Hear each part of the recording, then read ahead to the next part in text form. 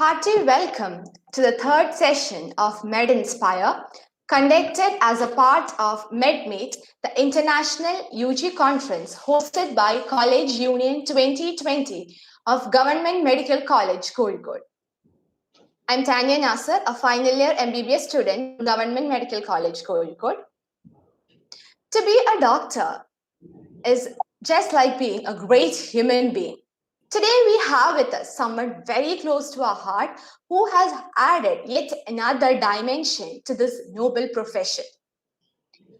One of the top and trusted oncologists in India, well known for his wide horizon of experience in the field of cancer prevention and therapy, divinely skilled in his profession, which he has turned out as passion for a lifetime.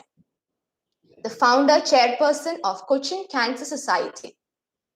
I'm indeed honored and privileged to introduce before you the eminent and gem of a personality, profoundly known as the saint with a stethoscope, Dr. VP Gangadharan sir, to this session. Welcome, sir. Welcome to the session. Thank you. Thank you very much, Tanya. Happy to be there here with you. I think the budding doctors, the next generation, I think happy to be with you for some time. Thank you, sir. We are also indeed honored to have you here today. So, sir, being among a group of young medicos like ourselves, I would like to quote one of my most favorite lines of yours. We want more people who live in a campus than people who study in a campus. I'm sure, sir, you own a college life that's undoubtedly nostalgic and ever memorable. So let's wind back to the days of your undergraduate period. How did it actually commence? Were you someone who had an aspiration to come to medical field from childhood? I never had an aspiration to come to the medical field. Okay. My passion in the childhood was, the trains. So my ambition was to become a railway guard because I used to feel that he can travel a lot in the train. And that is where I started. And I never dreamed ever in my life to be a doctor. So everything happened like that, okay? Because I think we never had any entrance exam like what's happening now.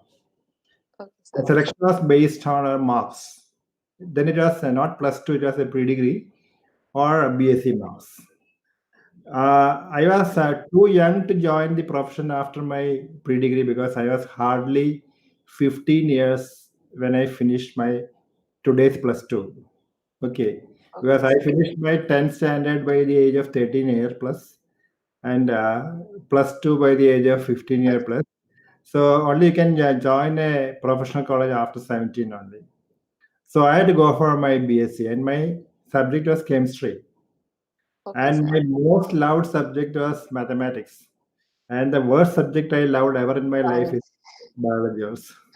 Okay, so you can imagine how it came like that. Then after finishing my BSc, I think way back in 1973.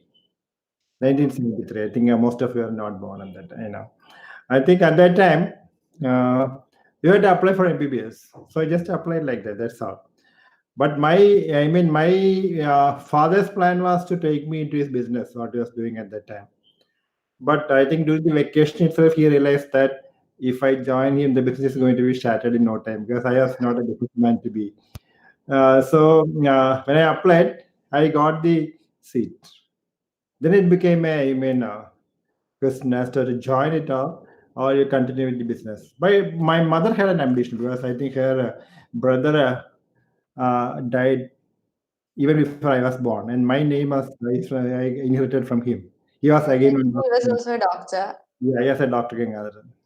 So she had in her mind, she said, yes, you have to join. That's how I entered into the profession. I think totally unplanned.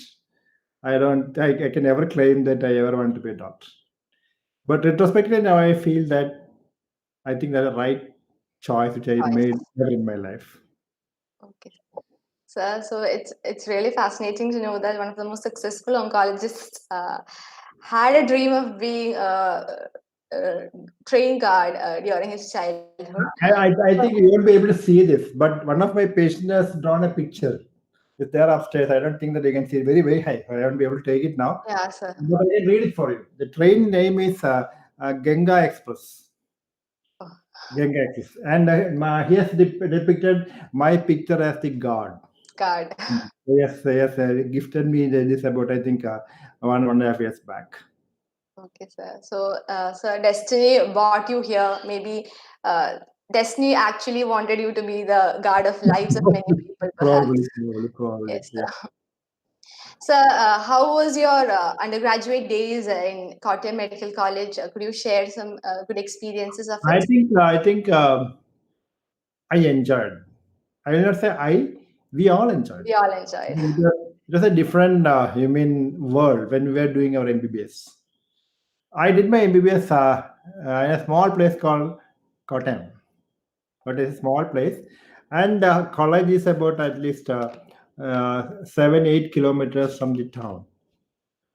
A small village called as Arpukara. And all the students were, I think, we hardly had maybe about 15-20 students in the whole 5 year batch who are day scholars. We are all staying in the First same year. village, same village. Okay. So we all, maybe after 5 months, 6 months, we all belong to that village, and that village belongs to us. And the villages are also very close to us, very, very close to us. So it was a campus life, real campus life, which we enjoyed. All the professors will be staying, and the staff will be staying only in that area only. So we do meet everywhere, not only in the class. When you go out, when you are in the hotel, when you are going to temple, when you are going, they all will be there. So it's a campus life which you really enjoyed at that time. I always used to feel the difference is what I experience from now is the close link between the students as a whole, and also the link between the students and the staff and professors, which you can never ever imagine now. Because I've been seeing this quite a long now. I think when I start to tell you, I can tell that even now I know each and everyone who was with us in that 5 years. Everyone, where they are now, what they are now, their children, their family. There's a link which was there at that time. Okay, everyone. And we had a good ragging, to be frank, really good ragging for about 1 month. I think my picture should be taken away from this, but I can tell you that that has helped a lot. I didn't mean that you have to go for ragging now. I Yes, sir. fully agree, no. I will also say no. But see, after that 1 month, we are a single unit, close knit unit. The whole, you mean, student More group, bonded. new student group. They may be final year, but now what I hear and understand is that there is even fight between the batches, clashes Yes, between the sir. batches, groups in the class. We didn't have any groups. Even for our election, you will interesting. We don't have any. I mean, we do stand. We'll be opposing, but probably, for example, I'll tell you. I was a sports secretary at that time in my second year. Third year, one of my classmates is competing for a social service secretary. So two of us also decided that we'll also compete. We said his name is John, but we fully know that John is the ideal person for that, not me or my friend Josto. But we said we'll also give our nomination. So we gave our nomination, and we didn't go for any canvassing or anything. And as expected, John won the seat. John won the seat, including and I got 72 votes, and Jostom got 73 votes.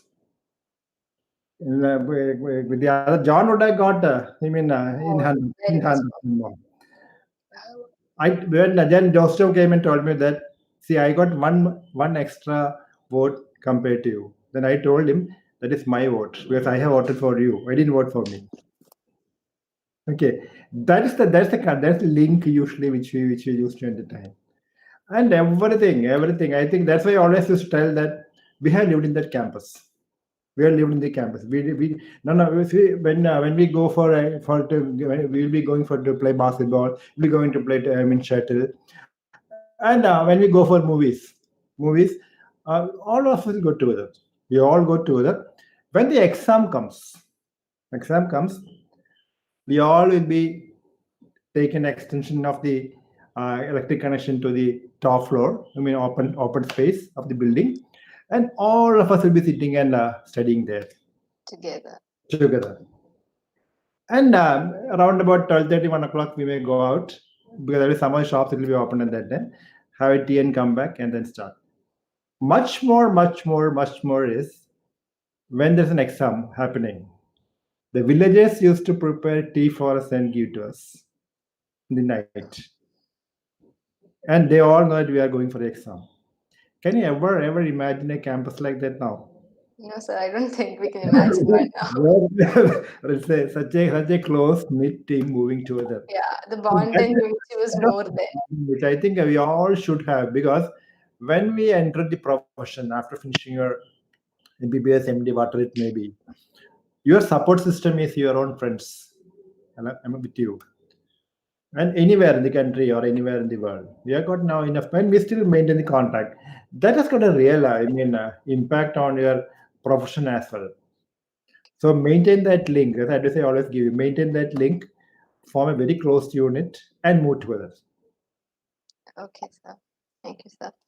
So, as we all know, a medical student craves knowledge not just from the textbooks, but every day, every patient, every person, in fact, he meets in his life is a new lesson to him. So, recollecting from your early days of career till date, when does a medical professional gets turned into a balanced doctor? I think it takes years. I said that you become a balanced doctor when you are about 60 years of age, not when you are 20 or 25. I'll tell you why. I'll tell you a small, anecdote. I can always put it across and tell you. Who is the best surgeon, if you say? Who is the best surgeon? I think we always try to think that a best surgeon is someone who does a very complex surgery, maybe lasting for about 12 hours, 18 12, hours. 13 And hours. that's always considered as the best surgeon, you always say. But best surgeon is not he. The best surgeon is someone who can take a decision that this patient do not require a surgery. Because that's a very confident decision that he's taking. And he's the best surgeon. If he can take that bold decision, then we should be right. For that to happen, it'll take years. It'll take years. That's why I always say that it takes a long stride for you in your profession before you become balanced. For example, if you see, when I started my career way back in 1989, after finishing my DM oncology, Yeah. just like all of you who are going to be like that, I had the proud feeling that I am going to be conquer this oncology. And any patient who comes in front of me, I'll always feel that yes, this patient I will see that he escapes from the disease. But within a few months, I'll realize that a patient whom I thought that I'll clear him out of the disease will die the next day. Whereas a patient whom I thought that he'll never make it up, I think he comes back after 1.5 years, 2 years, and says that I am still alive. There you realize that beyond a, Knowledge. a science which you have learned and you are going to practice, you don't have any superhuman powers. And once you start realizing, you become very balanced. That is how you accept your success and failures with the same token. The same token. Then you are very comfortable. Then you're very comfortable. So again, my advice is when you, I think do the profession well. But just like you quoted and said, your learning process not through any textbook. Every patient that comes walks into your OPD is a textbook for you. You have to learn. You have to learn a lot, and your interactions is the one which helps a lot. And for your information, I had a short spell of my transplant training in training abroad. Okay. Training abroad. Okay, and whenever they come with a clinic, because there's a discussion is happening in the clinics always outside abroad, no? So when there's a clinical discussion happening, immediately I can say yes, this is a diagnosis. And 90% diagnosis right. It's not because I am very intelligent, not because of that, But I would have seen at least 10 or 12 cases, similar cases in our country, in India, because we have got such a huge, material which we are seeing every day, unlike the West. Yeah. Unlike the West. So we would have seen that at least 10 or 12 cases, whereas he's seeing for the first time in his life. So that impression is good enough for you to say that, yes, this is the diagnosis. That is the gain which we have. And I always tell all the youngsters that should not, skip your clinics. Clinical Or postings. maybe clinical postings is the one which you can use, and I think that's where you learn. And whenever you are doing your, internship, when you are going for a PG program, everything, try to see as much number of patients as possible and Okay. discuss. Yeah. Okay, sir. So, so you had mentioned about the relation that patient and doctor have. So, being a very friendly doctor, we all know that you share a really strong bond with all your patients. We know that doctors usually teach the patients about their ailments and diseases, how they have to take care of them. Sorry, how they have to take care of themselves. So, can you remember one of your patients who had a life-changing impact on you as a person, as a human? Somebody who has personally touched you, any one of your patients? Not one, not one. I Yes, think sir. many, many, many, many, many.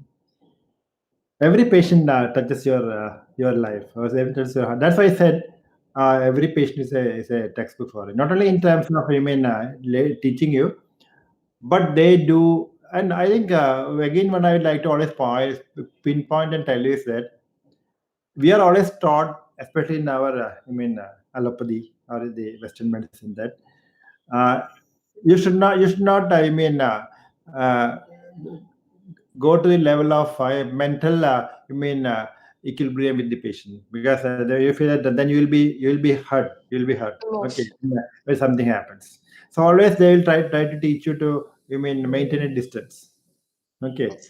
a distance, so that you are not affected.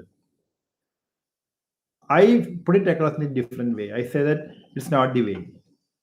You should be able to go to their level of understanding, uh, be in the same pitch or tone, so that there's a good rapport between you and the patient. So the first part of your discussion is always getting that rapport. If you don't get that rapport, I think you are losing the touch. You are losing the touch. So that rapport has to be always there. That rapport, in fact, it enters your mind. No doubt, it enters your mind of each patient. But that helps you to build up a relation with the patient. Especially, it's very important in our country because in the West, they're all covered by insurance. Yeah. So, if you want to practice in our country, I think uh, along with the clinical age, stage, performance status, type of disease, the purse of the patient is also important. How much Yeah. he can afford for. Economy. Okay. And you should know the background, social background. And only when that happens, especially in my field of oncology, okay, field of oncology, especially if you go to that level only, then only you are doing justice to your profession. So every patient like that, and I think I can spend even days or months with you by even naming all these patients and how the relation was. So not one patient. Yeah. So I have like my own children, and Yes, sir. I have like my own father, and like my own brothers and sisters. And to the core, to say that, see, I had experiences where the patient had a Hodgkin's lymphoma. We treated her, and she's perfectly doing fine. And she got a job in a bank, and she had an affair with one of her colleagues in the bank. And the first person she comes and tells for putting this matter to her parents is to me. She said, "Look, uncle." She calls me uncle. Uncle, I think you had to put it across to my parents. So that's the level of confidence with which she's. Attachment and contact. And there are occasions where I had to be the main party in the stage uh, because there was no one else to do that. And like what you call as Kanyadan, I had to do the Yeah. Kanyadan. Okay, for that. And because that boy is my patient. So these are the occasions where you realize the beauty of the profession, not in terms of how many patients you have cured, how many patients you are successful in doing things, but like they're all like my own children now. And that is the belongingness which you enjoy in your profession. I think no other profession other than teacher's profession can enjoy this. Good teacher you will always remember. Like that, if you are a good doctor, Yeah, even if the patient would have been normal, there are doctor. things where the patient would have died, and you would have done, you would have treated him properly. Okay, their parents, their relatives, they all remember you still. There are plenty of occasions where I think you had the experience. But I can understand your love to your patients is very evident from how effortlessly you give details of every patient, just I like your own know family names members. by You name. I mentioned, know by name, and they all have. They also. I mean, they don't call me doctor. I don't like them to call me doctor. And even because my pediatric patients, they will call me as in this study, so they will call us Tadia Poopan. That is how they call. Okay, like uncle, like brother. I don't like to be called as a doctor because I always like to be. I mean, a much more closer name for me. so, do you feel that the patient-doctor communication or rapport is getting decreased over the period of time now? Yes, no doubt, no doubt. In fact, I can put us as no communication. There's no communication now. Okay, we have gone to that level. I think there are a lot of analysis which has happened. You see, when you are talking to a patient or discussing with a patient, you don't allow the patient to speak for more than half a minute. You will take over. You will take over because you will take over and you dictate terms. And whatever you say, he has to hear, and you are not going to lend ears for him to hear you. I think that's good. That's the worst part of it. And second is the relationship has again gone for a strain now. It's not the same thing what I was practicing started about 30 years back. It's the same state of affairs, not the same state of affairs now. I think I put it as who is wrong? The question you always say is the patient wrong or you are wrong? Both of us are wrong. Why? Because the problem with we are allopathy doctors Doctors. allopathy doctors. I'll put as allopathy doctors are because we tend to move out from the stream of the society. Just think of, I'll give an example. When you go for a marriage, when you go for a marriage, you meet your 5 or 6 your colleagues, you form a separate group, and you will be talking like, I saw a beautiful case, a very interesting case yesterday. When Midas Nose was there, MR was also which was missed by many. Like that, because your discussion finally Gets goes confined to profession. only for your profession, for your I mean medical part. You cannot discuss like Mohanlal is the best actor or I mean Mammootty is the best actor. Because that's not what you do. Or Kishore Kumar was the best singer or Muhammad Rafi. No, you cannot because that's not your usual way of discussion. And you form a separate group and you start discussing. What happens finally is that you are getting separated from the stream of society. That is why allopathy doctors are also always considered as not part of a society, unlike the other branches of medicine. That is why only allopathy hospitals are getting destroyed, Yeah, damaged when they say then something happening.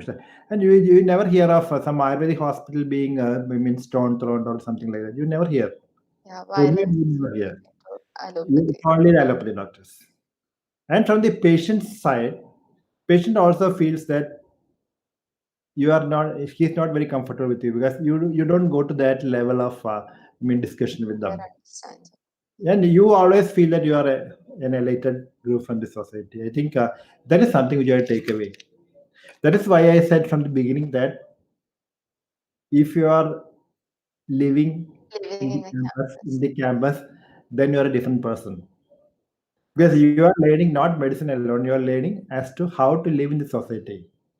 And when you grow up and have your children, like my children, I have told them that you should be learning to live in the society, enjoy the society, and live in the society. That is what you have to learn. I think for that learning process, I always tell that you cannot be a rank holder, you should not be a rank holder, and you should not go to the hospital or the medical college campus to learn only. but live in the campus. That's what we lived, because we lived along with the Arpukara. I told you Arpukara, the Village. villagers. So we all that culture is getting imbibed, and I think very sadly I will tell you that why that culture is going from the doctors is because you are all into the profession through the entrance exam, Competitive exams. competitive exams. Okay, and when we had our batch, we had all the cross-sectional society. Ah, Yeah, wherever you study, and if you perform in that college, you are going to get a seat. Now, if you want to get a seat, you have to be trained in one of these centers, one of the exam coaching centers. centers. Many of them cannot afford to or cannot go for that, and so you are say you mean different groups. And again, I can say take off my words or photo from this and tell that right choice is not entrance exams, not entrance exams. I think you should have a cross-sectional society coming up, and then when that happens, I think your thought process and there is going to be different. Yes, sir. I think that might be the reason which shows so much of evident difference from how campus life and how doctors were earlier and how they are today. Thank So you. we have a question from one of our audience. How do Sure. you how do you reveal about the disease diagnosed to a patient by considering the mental discomfort he or she will face after hearing the news? Yeah. The answer is very simple. I am not the same Dr. P.P. Gangadharan who started my career 30 years back. Now, if you ask me, when I started my career, I would have taken at least half an hour to talk to him and discuss and disclose the diagnosis and reverse policy. Diagnosis. Now I hardly need 5 minutes. That is what I had learned. And so I used to put it across and say that that is not science, but that's an art. That disclosing the diagnosis in art, and you should be able to know. Again, going back to the our society versus the Western teaching is you should tell everything to the patient. You Yeah. should not hide anything from the patient, which cannot be done in our country, in our social setup. Because the moment you tell him that, but for example, I can tell you, you don't like to hear that you are going to die tomorrow or day after tomorrow. How many of you will be happy to hear that? None of us. None of us. So the patient also is not happy to hear that. But you should not tell lie. I'm not going to tell lie the patient and saying that I'm going to cure you if I am not able to. But I will always give him a ray of hope. Definitely a ray of hope. But I'll tell him that you have got a disease like this, but we have to fight it against the disease and try to come out of the disease, or you will try to maintain your quality of life. Like that, we can tell him. But one of your immediate relatives will disclose the whole thing, Yes, sir. including what are the chances, how is he going to be. Like that only it goes. And you have to, you mean, tune and modify your way of presentation based on the patients. All the patients are not same.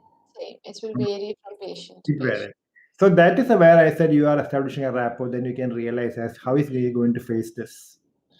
Based on that, you will modify. Like some of them may come and ask you, because I'm doing a business, I am running a business, I'm trying to invest now. Would you recommend? We'll explain to him. He said, no, don't do that now. Because I think wait for some time. You had that's how you put it across. So like that, based on the patient, you will have to modify. That's why I said a 30 minutes which I required 30 years back has gone down to 5 minutes, because now I can judge him with very fast. Yes, sir. So, being a very busy person who's very passionate with profession, do you ever find time to take, like, do you find it difficult to give some quality time for yourself? Like, we are You very asked me, curious. you asked me, which is the last film which you have seen before the COVID? You asked me. I'm sure that I would have seen more.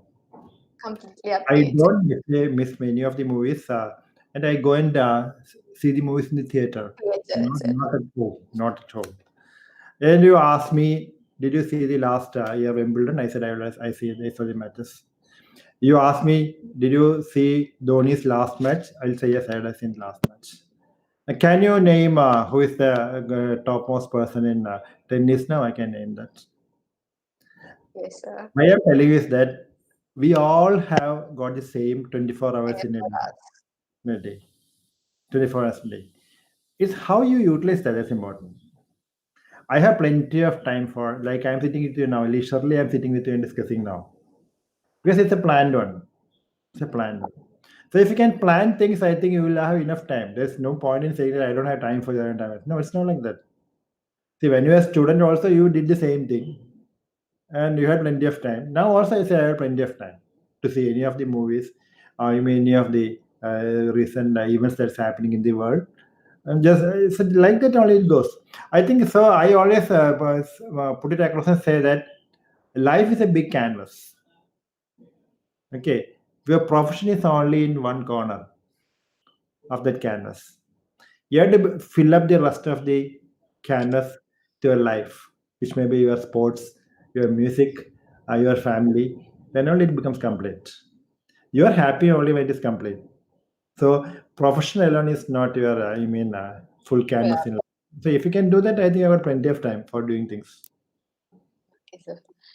Sir, you're somebody who witnesses lives and death dance before your eyes every single day. So, is there any incident where you I have think felt your you have voice is made a breaking. Your wrong? voice is breaking. Hello, sir. Yes, Hello, yes, I think it's breaking now. Your voice sir. is getting broken now. Yeah, yeah, tell me. Sir, am I audible now? Yeah, I'm audible now. Sir, is there any incident where you have felt you have made a wrong decision or a bad choice? If so, how do you take it and You how do mean you overcome that? in terms of my decision for a patient or in terms of being a doctor? Which one you want? You mean in terms of a wrong decision which I taken for a patient, In or in? terms of for a patient? I think it has happened. I think it has happened. Wrong decision in the sense you always pray that your decisions should be right. Because whenever you go in the morning from the home, I think the only prayer which you make is that I think your thought process should be right and you should not lose a kidney patient from that. I think, but still it happened. It's not. I'll not say it is a wrong decision, but I will put as a by faith. I'll put it on. The reason being, for example, one of the patient who was going through the, chemotherapy for leukemia, and you know the drug called as LS Lunes, is producing an anaphylaxis reaction. Okay, so I was just going for some of the meeting abroad, and I was just leaving the campus at that time. Then he came rushing saying that you have to put an OK for taking the injection. Okay, I put an OK and went off. It's the last injection for his maintenance. Maintenance. I went off, and next time getting a call saying that he had an acute problem and he passed away. I'm not wrong because I was not wrong because he has to take the chemo. He has to take the chemo, no doubt. But the last one you can just imagine, I was just going out of the campus and he's coming and getting an OK from me and taking injection. It happens. Not only like it happens, but as I told you, you learn to realize your limitations as a doctor, your success, your failures, everything you realize. Then I think, see, when a patient dies, whatever it may be, even if it's an advanced stage, it leaves an impact on you, no doubt. It leaves a negative note on your mind, especially if you have been on treatment for months or years, like a leukemia, where the child goes through treatment for Okay. 2.5 years. At the end of that, coming back with a relapse and dying, uh, you feel bad. You feel really, going to a negative mode. But at the same time, you immediately realize that there are at least another 1,000 patients waiting for you who want to come back to life. And that is where you get revived immediately because you are back to square one. And I always put it like, see, when you are saving a cancer patient, It's just like walking through a very, very narrow bridge. You have to cross the bridge. Then only the patient can come out of the disease. On one side is your disease, that's the water. On the other side is your drug toxicities or your problems with your treatment on the other side. You are successful only if you can take this through the middle without falling on either side. If this side is he is going to die with the disease, this side is going to die with the toxicity. That means you are carrying each and every patient in your shoulder, crossing and taking to the safe world. That is how we enjoy. So it's a very tough, very tough, very challenging. And whoever wants to go for specialization, I think take oncology as one of your choices because you really enjoy. And there's no other branch of medicine which has changed over the last 30 years this much. Whatever I had learned and I was practicing 30 years is something which is now it is not being practiced now. So I think that's a very challenging area, and much more than that, all the patients who come out of the disease, being a, I mean, disease still that stigma carries, everything carries, but they all are in so much in touch with you. They're part of your life. That's the beauty of oncology, and the Oncology. principles are changing. They have also changed a lot.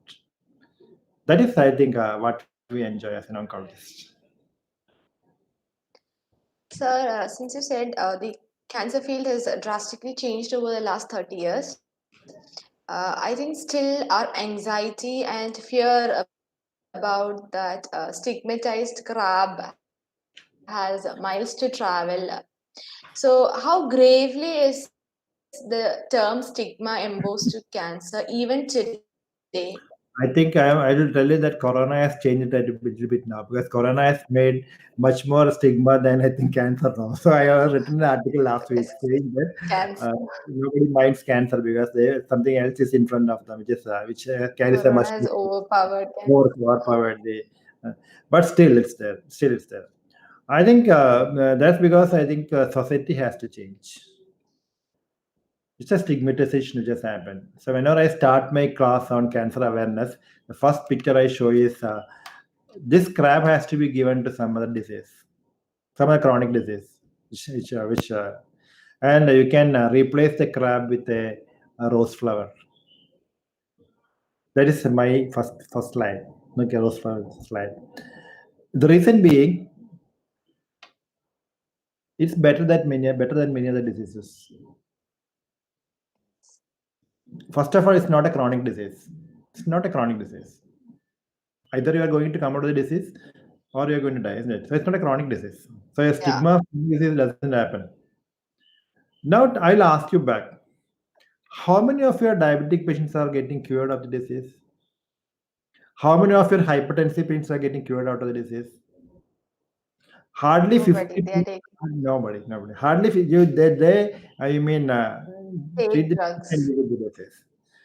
And if you take you mean a acute myocardial infarction for coronary artery disease, 50% of the patients are not able to reach a hospital, even in the best advanced countries.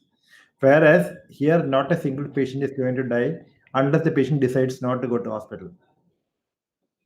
So, But still, you believe that cardiac is okay, but never cancer is bad. cancer. I think the reason I'll tell you is the stigmatization is a different angle. Cardiac patient, all you think that even if you don't have a cardiac problem, you go and tell that I'm a cardiac patient. You feel that you are getting higher up in the society in terms Higher of in society. status wise. Hypertensive, yes, I'm hypertensive. You'll be happy to say. Whereas you are not happy to say you're a cancer patient. You'll try to hide. That is stigma. But it's changing. Now the new generation, because they don't have that much of a stigma with the disease. They're able to come out and say, yes, you can say, you get any number of women like cricketers or the film actors, they all come and say, I'm having cancer. So that is going off now. But it's much more better what I'm telling you is, if you take what has happened over the years, if you take as a whole, Yes, sir. 45 to 50% of the patients coming to any hospital, cancer hospital, they are cured of the disease. Cured. Pediatric patients, almost 70 to 80% are cured of the disease. Much more important is 30% of the patients, you can prolong their life and leading a good quality of life.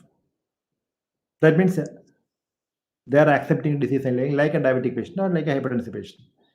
The rest 30 only goes for a pure palliation. Pure palliation. So you can, so my caption is, you cannot cure all cancer patients, but you can treat all cancer patients with any of these modalities. And for you, for your being all undergraduate students, treatment is not the only thing you should know about oncology. I say there are 5 steps in oncology. The first and foremost is prevention. If you can prevent a cancer, you should, yes, that should be done. Second is you can go for early detection or screening programs. So prevention, early detection, treatment and cure, prolongation of life, and palliation. So these 5 should be there in oncology. And there's a lot of difference also happened, because when I started my career way back in 1989, we had only radiation oncology at that time. Yes. We didn't have anything else. There's no surgical oncologist, no medical oncologist. But now you just tell me, there's a medical oncologist, a surgical oncologist, there's a Surgical radiation oncology. oncologist, there's a pediatric oncologist, there's an immuno-oncologist, there's a palliative care oncologist. And head and neck, everything has specialized now, started specializing now. That is where we have said that it's a team approach or a comprehensive approach where all these specialties come. And that's why I said it's a beautiful field of medicine. Sir, we have a question from one of our audience. Yeah. Inspired from several doctors, a bunch of our audience would want to become oncologists in future, but unfortunately, their relatives and everyone discourage them, telling that in the field of oncology, a doctor never gets a proper job satisfaction. It's one of the most. So, is it really true? From your experience, can you share it out? See, if you just think of what when I started. I started in '89. I told you I started, but I, you know my track. I did my MBBS. Yes, sir. Then there's a time when there's a court case happening here in terms of the entrance exam for a PG post graduation. So I had to leave the state, and I went and did my MD radiation oncology at All India Institute of Medical Science, New Delhi.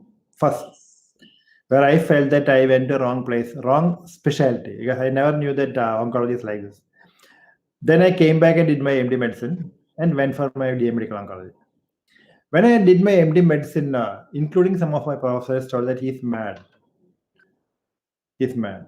Then there's another even came and told me that you are unnecessarily blocking the seat of some other person because you're doing a second specialty. But I had in my mind to go for medical oncology at that time, very clearly. And the few of the professors said yes, you had to go. When I did my MD medicine, I didn't have any interest in cardiology or neurology or nephrology. My interest was only to go for oncology. And yes, it was a crazy field and at the time for to go for cardiology and nephro because we didn't have that much of a cardiologist as of now. So many of my colleagues, friends, and teachers said that why do you want to go for an oncology after finishing your DM? I mean, after MD medicine. Just like you said now, or somebody put up the question because you see only dust, isn't it? I at that time I could not give an answer big from my experience, but now I can tell you that it's not like that. It's one of the most fascinating, most rewarding field of medicine because I told you initially, it's like every patient who comes out of or whom you are curing owes to you. It's your property. He would not have been cured if he was in some other place. That's the mentality you always know. You are in some other hands. That's how we enjoy.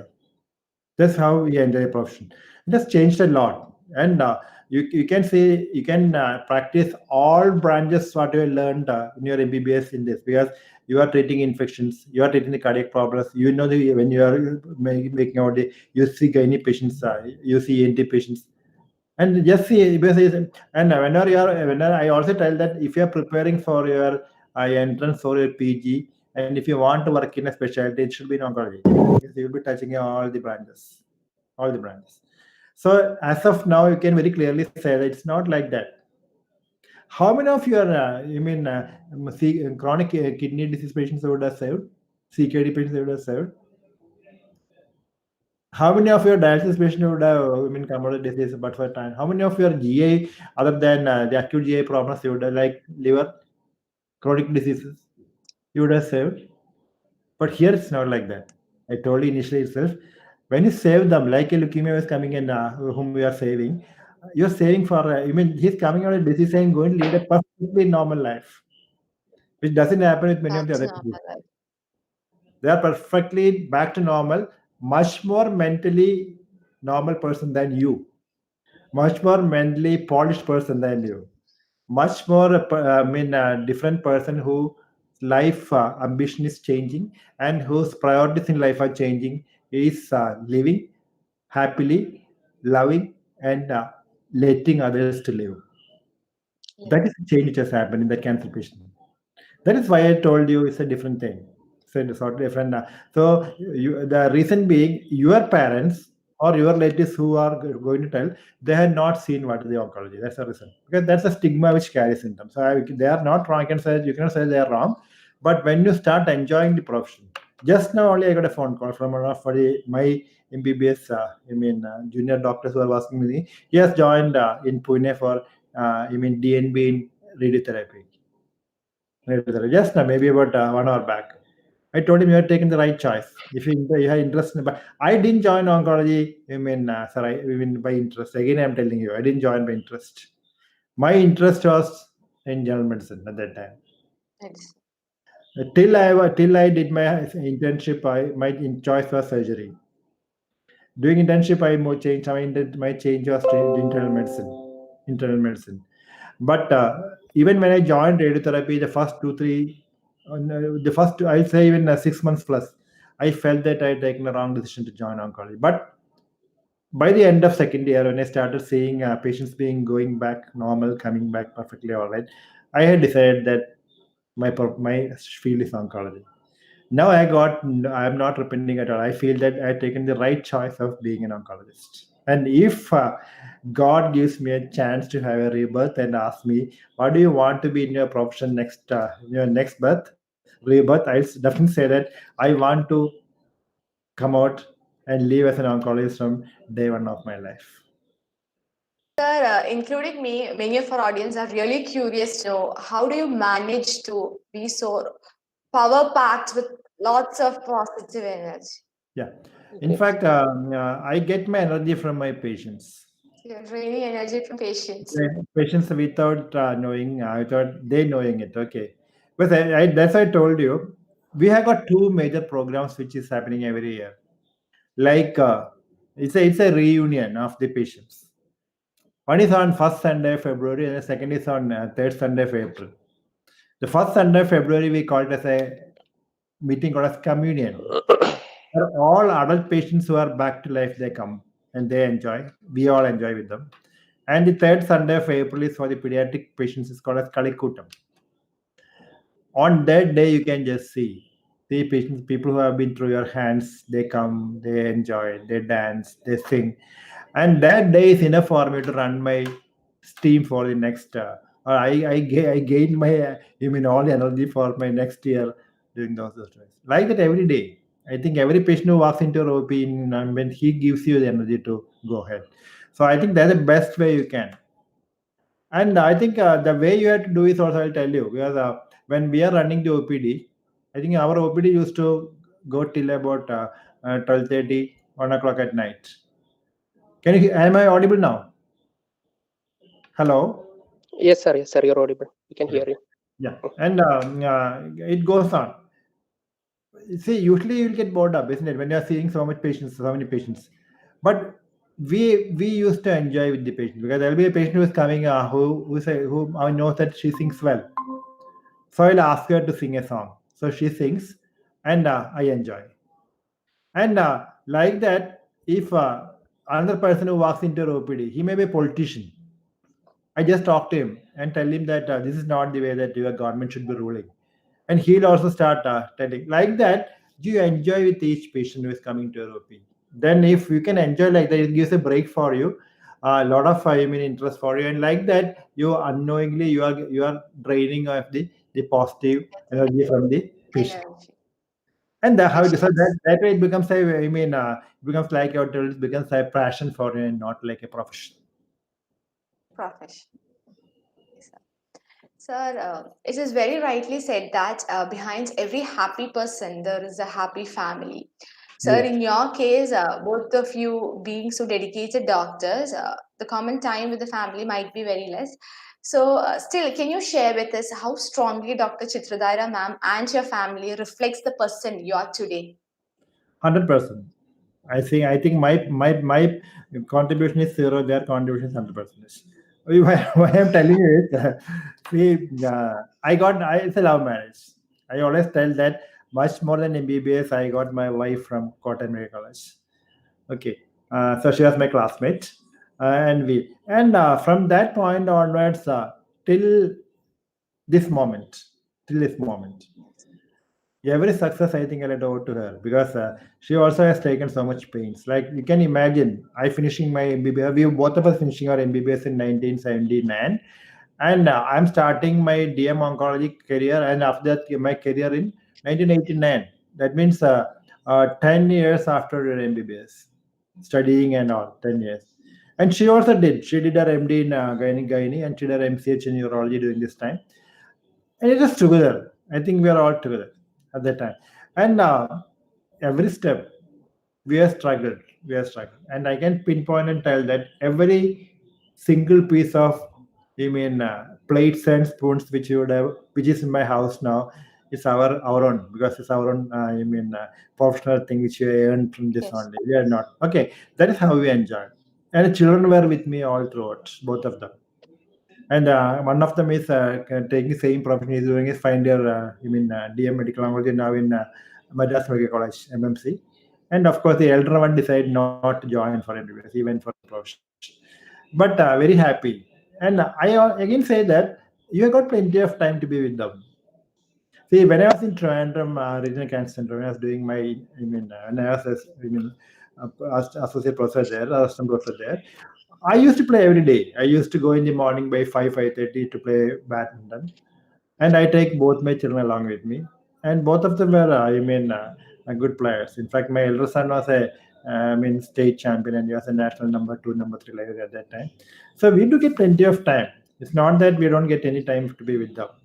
It's possible. So even now, when we go for a movie, also we go together. In fact, the son to be there. Like if I don't think that your busy profession takes you away from the family. No, it takes you. You need not be sitting and hugging with them. Family time. You have got a rapport with you. There is a wavelength between your son, your wife, and all. They know that your profession. They know your profession, and so it goes on. I don't think that that takes you away from the family, and you are going to be. No, it's not like that.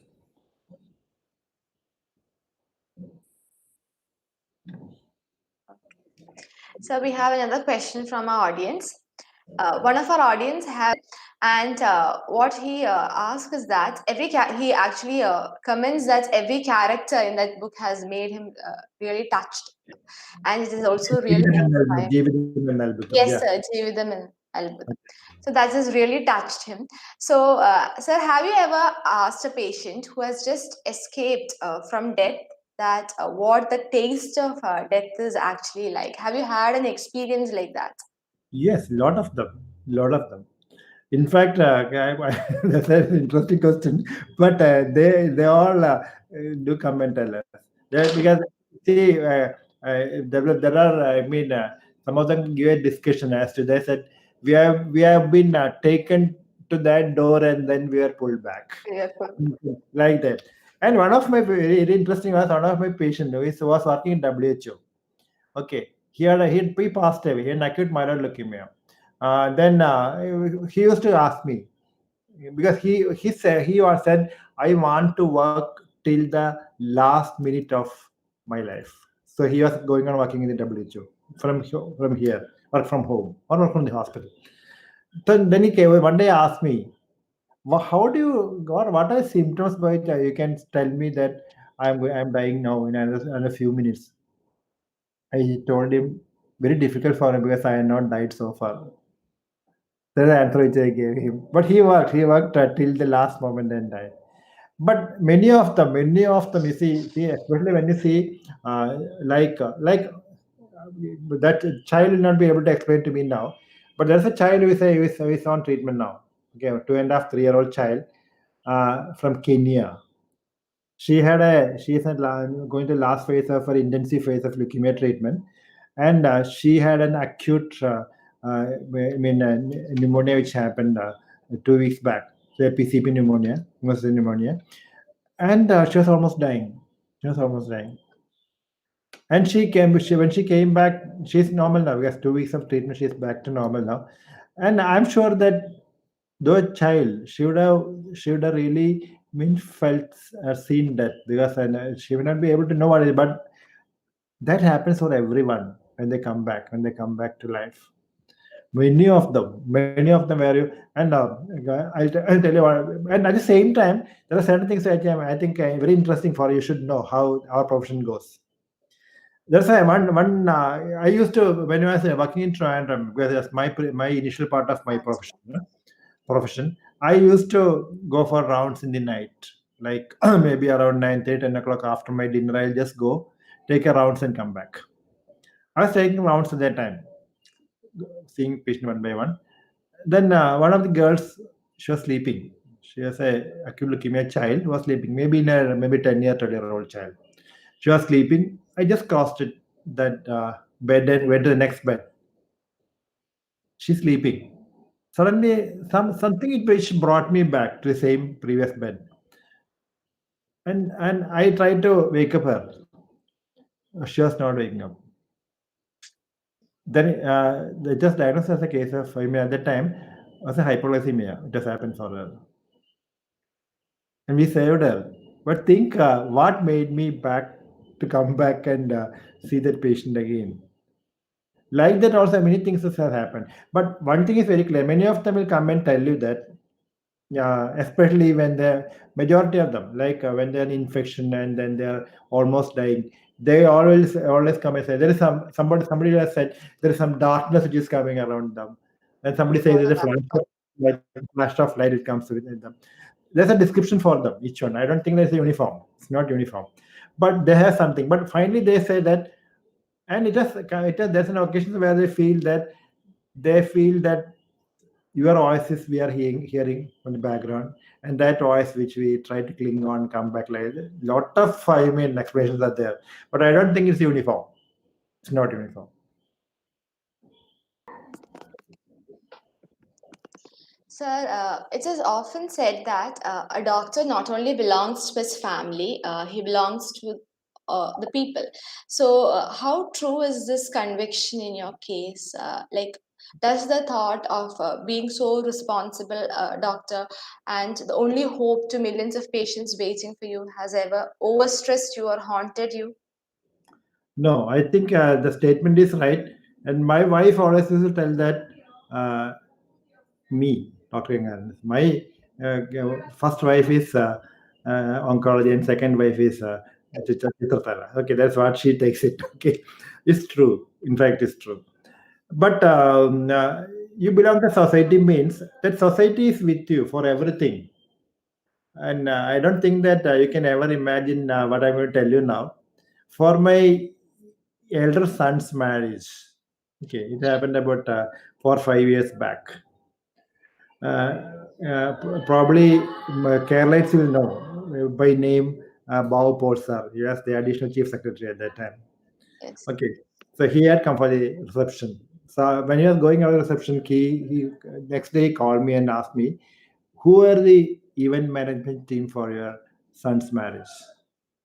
I said, "Why?" He said, "It was so cordial." He said, "They were all so cordial, and they were all, throughout. I was there. I think they were all with me." Then I said, "There is no event management. There's no event also. They were all my patients who are back to normal and who are with me now. Because they were there all throughout. They conducted the marriage. They told me and Dr. Chitra, you be in this stage, don't come down at all. We'll take care. We'll look after. Even from the reception to the car area, parking area, in the area where you serve food, and plus bringing them to stage, everything, they were there.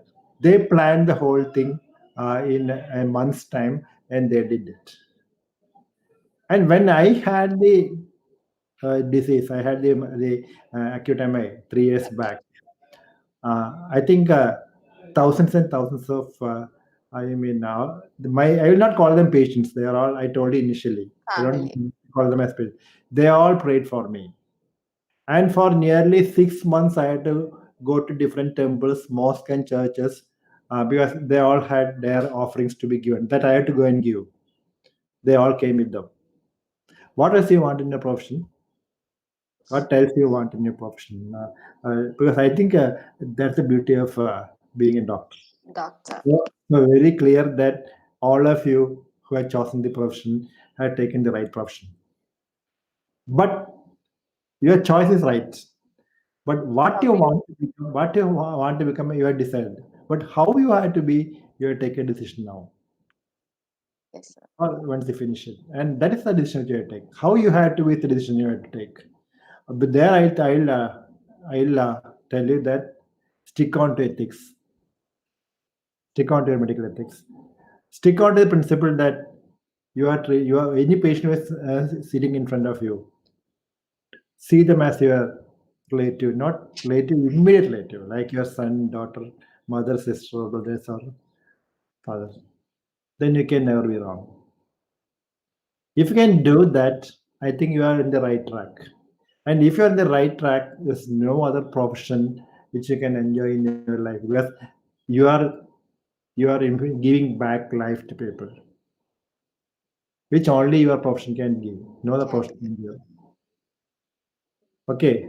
Yes, sir. Whatever position you are, you may be, and that is what you get back also. They respect you, not they don't respect, they are loving you. It's not because of your position or anything, just because that you saved him, they love you. That's again only a doctor and a teacher can get back. Nobody else can get back. That is your treasure in your life. I think so. When you are finishing off your profession at the end of it, and if you see your account book, much more than what you have earned in terms of your money will be, I think, these hearts and minds which you have earned. Yes, sir. Sir, living in a country like India, as a medical students in medical fraternity, what all steps can we take to make sure that no patient in our country stays away from treatment due to shortage of money? Yes, I think it's a very very good question, very valid question. Okay, uh, that is your decision. That's why I said what you want to become is your choice. For example, I'll tell you, we have found that Cochin Cancer Society. Okay, this is a combination of you mean we doctors and some of the patients as their relatives. And our caption is that no patient will go back without treatment just due to lack of money. It's possible because in your profession, when you go up, especially when you're going up in your profession, you have a lot of contacts with you. Lot of your own patients would be going up in their life, good in their profession, going up, making money, and catch hold of them. It's not enough that you prescribe a medicine and give the paper and the prescription to the patient. No, you should see that you take him through this trial along with this. Along with he has to go for this. Not only during treatment, especially in oncology, not only during treatment, post Post treatment, treatment. I think it's your rehabilitation. It's your job. That's why I told you, you may have to be sometimes one of the mediators for a marriage. You have to be in this stage for a marriage. You may have to help the patient or their family for their studies, for getting a job. Everything is possible. If you have got a mind to do that, I think it's possible. And that is again what you enjoy.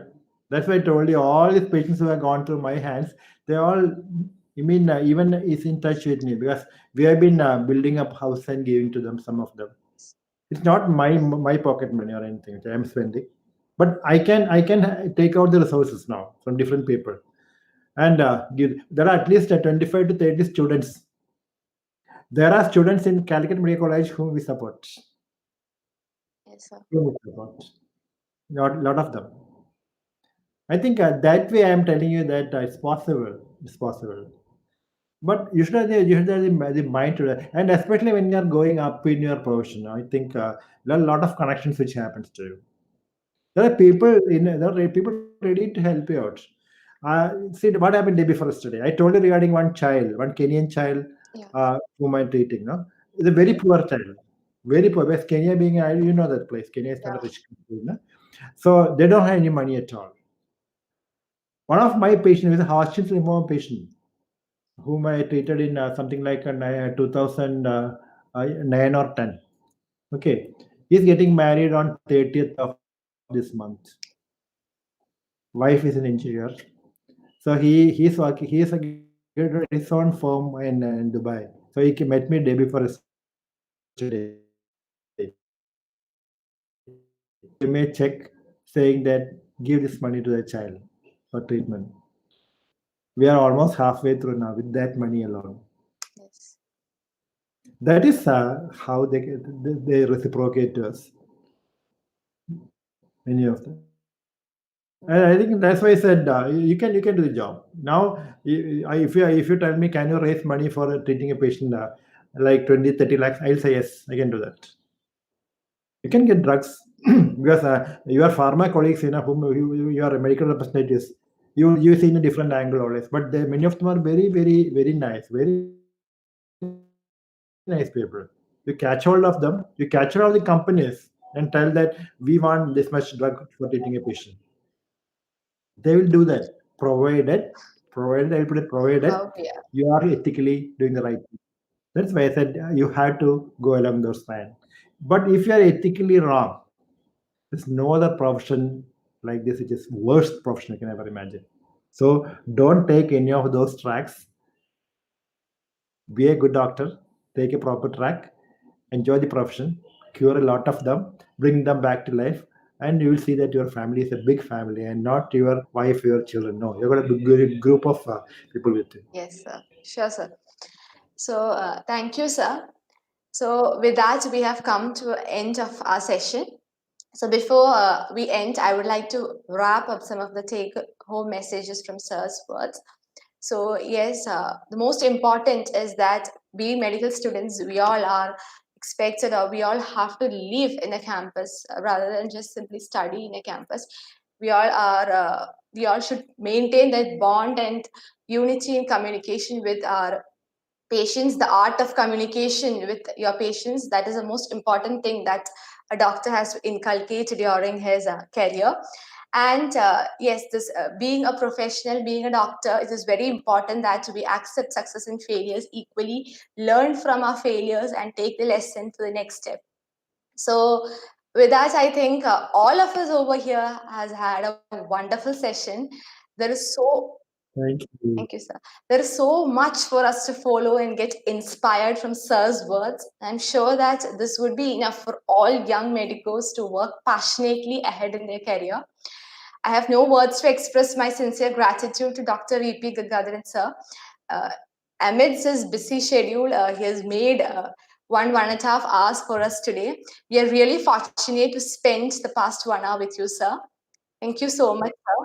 I also think that. I think thank you. Some of the questions were very, very, interesting, and I think really, state of art questions I put it across. I said what was. I think that's why I think you should think, and I think question, act properly, and then go ahead. Thank you, sir. That Okay. was an honor spending time with you.